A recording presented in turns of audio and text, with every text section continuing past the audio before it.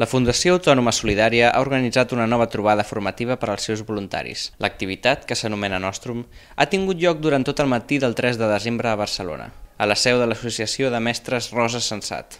La FAS treballa bàsicament en tres àmbits. El primer té a veure amb el suport als estudiants amb necessitats educatives específiques, alguns d'ells amb discapacitat, d'altres amb altres problemàtiques.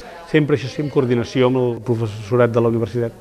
El segon àmbit té a veure amb la cooperació i l'educació per al desenvolupament i és aquesta perspectiva de la universitat vinculada a la seva part com de solidaritat amb els col·lectius més desafavorits d'altres parts del planeta. I el tercer àmbit és l'àmbit que té a veure amb l'activitat del Nostrum, potser la més coneguda pel que fa al nombre de persones que hi estan implicades, té a veure amb la promoció del voluntariat. Aquesta trobada que es fa 2 cops a l'any, ara al desembre i després es fa al març, té com 2 objectius principals: oferir eines de cara que les voluntàries i els voluntaris facin millor la seva tasca. Per altra banda, que jo crec que és l'objectiu principal, aquí és un espai en què ens trobem tots. I llavors la idea és això, que feu aquesta xarxa i que es trobin una mica entre ells. Tant el programa d'UNICS, que és el que estic jo, com el de Croma, van adreçats a nanos amb risc d'exclusió social de l'àrea del Vallès, però Croma s'encarrega de dinamitzar suport acadèmic a nanos de primària i nosaltres ens encarreguem de dinamitzar suport acadèmic a nanos de secundària. Des del setembre fins ara he anat desenvolupant la feina,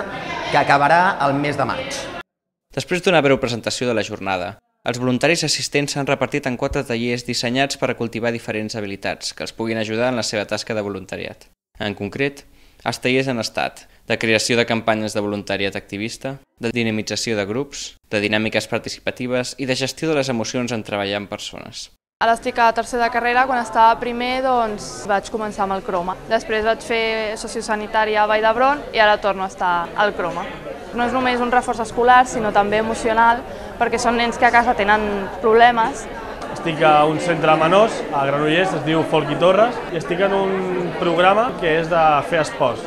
Però sobretot és donar un canvi a aquests nois que estan a centres penitenciaris per donar una mica més de vida, no tant en el sentit de ser una presó. Jo en aquest cas estic al sociosanitari de Vall d'Hebron, que el que fem és anar a portar un somriure als nens per les tardes, anem a jugar amb ells i a passar l'estona perquè l'estada a l'hospital sigui més dinàmica. Les famílies també t'ho agraeixen molt, que el nen estigui distret una estona i no pensi en la seva malaltia.